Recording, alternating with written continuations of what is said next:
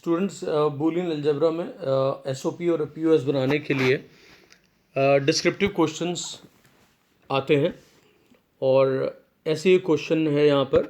Question है कि planning committee of a particular town consist of a president, secretary and a treasurer.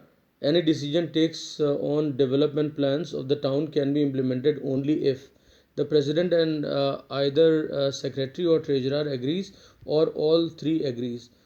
So students का यहाँ पर एक प्लानिंग कमेटी की बात हो रही है जहाँ पर कि एक टाउन की, जहाँ पर प्रेसिडेंट है, सेक्रेटरी है और एक ट्रेजरर है। डेवलपमेंट प्लान से रिलेट कोई भी अगर डिसीजन लेना है तो उसमें उसको इम्प्लीमेंट करने के लिए ज़रूरी है कि president vote they yes and या तो सेक्रेटरी और या ट्रेजरर एग्री करता है, राइट, तभी वो डेवलपमेंट प्लान एग्जीक्यूट हो सकता है। और सेकंड सिनारियो है कि जहाँ पर कि तीनों एग्री हो जाए, मतलब president, treasurer and secretary. Okay, अब ये देखिए इनपुट्स यहाँ पर दिए हुए हैं। PST, पी यहाँ पर क्या बता रहा है, डिनोट्स प्रेसिडेंट्स वोट। प्रेसिडेंट का वोट किससे डिनोट होगा, P से।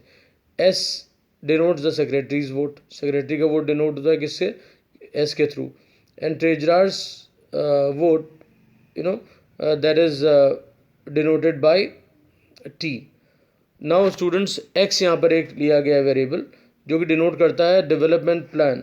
डेवलपमेंट प्लान की बात करता है कि अगर ये 1 है दैट मीन्स एग्रीड, अगर 0 है तो ये आपका एग्री नहीं करते और ये नहीं हो पाएगा। नाउ इसके लिए करना क्या है, पहले ट्रुथ टेबल बनानी इनपुट आउटपुट के लिए। तो इनपुट वेरिएबल्स हमारे पास PST हैं, आउटपुट X होगा, तो 4 कॉलम्स की ट्रुथ टेबल बनेगी। और also right the Boolean expression with the conjunctive operators for each of the true value from the output columns of the truth table. मतलब ये कह रहे हैं कि ट्रुथ टेबल बनाइए इनपुट आउटपुट के साथ, 4 कॉलम की होगी, PST और X आपका आउटपुट है, PST इनपुट है और X आउटपुट है जैसा कि यहाँ पे दिया गया है। और उसके बाद बूलियन एक्सप्रेशन लिखिए conjunctive operator. Conjunctive means and operators के साथ हर एक उस रो के लिए जहाँ पर कि आउटपुट आपका ट्रू हो। ऑलराइट, उसके बाद true values from the output columns of the truth table. So now we go for the solution. Students पहले हमने यहाँ पर एक ट्रुथ टेबल बनाई, 4 column PST and X. PST are the inputs and X is the output. P represents president vote, S represents secretary's vote and treasurer's vote is represented through T. T treasurer के vote के लिए, S secretary के लिए और president vote के लिए P है और आउटपुट इसका X है। नाउ जो आउटपुट आपका X है यहाँ पर, तो ये क्या डिनोट करता है कि हमारा डेवलपमेंट प्लान होगा कि नहीं होगा, इस पर कोई डिसीजन है कि नहीं है। अब वो कब होता है, जबकि इसमें कहा गया है कि प्रेसिडेंट वोट करे और उसके साथ या तो सेक्रेटरी और या ट्रेजरर। तो हमें ऐसी रोज़ ढूंढनी है, प्रेसिडेंट इज सेइंग यस और वोट दे रहा है। तो हमने देखा कि 4, 5, 6, 7 ऐसी रोज़ है जहाँ की प्रेसिडेंट आपका यस कह रहा है। बाकी जितने भी आपके हैं रोज़, वहाँ पर प्रेसिडेंट आपका क्या है, वो 0 है, 0 0 0। Now we go for the other part. So it has already said that president का वोट हो और साथ में या तो सेक्रेटरी और या ट्रेजरर का यस हो। तो in this case when we observe 4 में प्रेसिडेंट तो 1 है but neither treasury nor secretary, यहाँ पे ट्रेजरर और सेक्रेटरी दोनों की यस नहीं है, तो इसको इग्नोर कर देते हैं, इसको छोड़ देते हैं, यहाँ पे 0 ही रहेगा, 0 आ जाएगा। लेकिन 5th पे जब हम देखते हैं तो यहाँ पर प्रेसिडेंट वोट है बट उसके साथ यहाँ पर क्या है, ट्रेजरर का भी यस है, तो ये यहाँ पे ट्रू आ जाता है। फिर 6 की बात आई, यहाँ पर प्रेसिडेंट यस कह रहा है और सेक्रेटरी आपका यस कह रहा है और ट्रेजरर नो कह रहा है। तो यहाँ पर आपने 1 ले लिया बिकॉज आइदर सेक्रेटरी और ट्रेजरर, सो 1 आ गया। उसके बाद लास्ट जो आपका है वो 7, वहाँ पे सब 1 है, सारे ट्रू हैं। तो यहाँ पर आपको आउटपुट 1 क्यों लगाना है, बिकॉज सेकेंड कंडीशन क्या कह रही है, ऑल 3 एग्रीज। सो PST, right.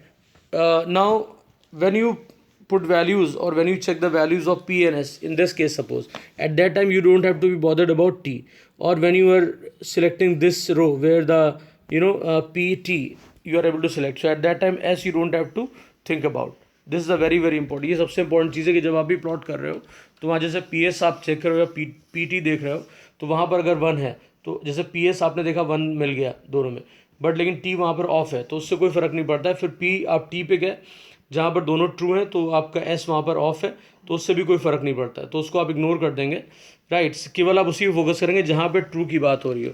और जैसे कि यहाँ पर तीनों के एग्री करने के बाद यानी कि तीनों ट्रू हो, तो डेफिनेटली आपको तीनों का ध्यान में रखना पड़ेगा। तो इन कंडीशन के बेसिस पे हमने यहाँ पर मिन टर्म पहले जनरेट कर ली। मिन टर्म से फ़ायदा क्या मिलता है, जब 1 मिल गया हमें तो बाकी बची रोज़ में हम आराम से 0 फिल कर सकते हैं, क्योंकि इसके अलावा कहीं और पे 1 की पॉसिबिलिटी नहीं है। तो उससे हमने मिन टर्म जो बनाई तो PS-T, PST-, PST, because min term में क्या होता है कि प्रोडक्ट होता है तो प्रोडक्ट तीनों है, लेकिन उसमें सबसे इंपॉर्टेंट चीज़ क्या है कि हम 0 को कॉम्प्लीमेंट करते हैं। तो हमने देखा कि 1 0 1 है, तो आपका S कॉम्प्लीमेंट कर दिया बिकॉज S पे वो 0 था, फिर 1 1 0 है तो T को कॉम्प्लीमेंट किया बिकॉज T यहाँ पर 0 था, और लास्ट रो में कोई भी 0 नहीं है तो इसलिए सब में 1 1 1 लिखा हुआ। अब हमें ये मिन टर्म मिल गई।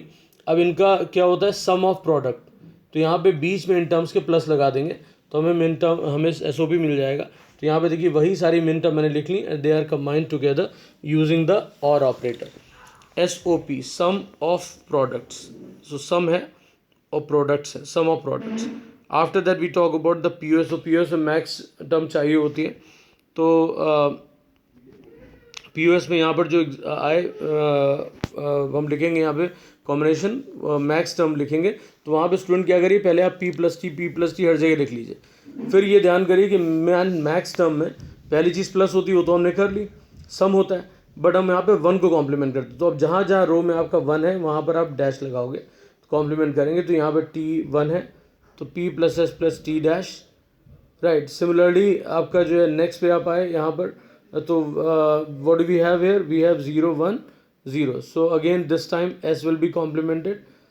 After that P plus S dash plus T dash, तो यहाँ पे आप देख सकते हैं यहाँ पे कॉम्प्लीमेंट किया गया वंस को, और उसके बाद लास्ट में आया तो यहाँ पर P dash plus S plus T, तो यहाँ पर 1 कहाँ था, P के लिए, तो यहाँ पर 1 को कॉम्प्लीमेंट किया, बाकी दोनों में आपने एज इट इज़ लिख लिया।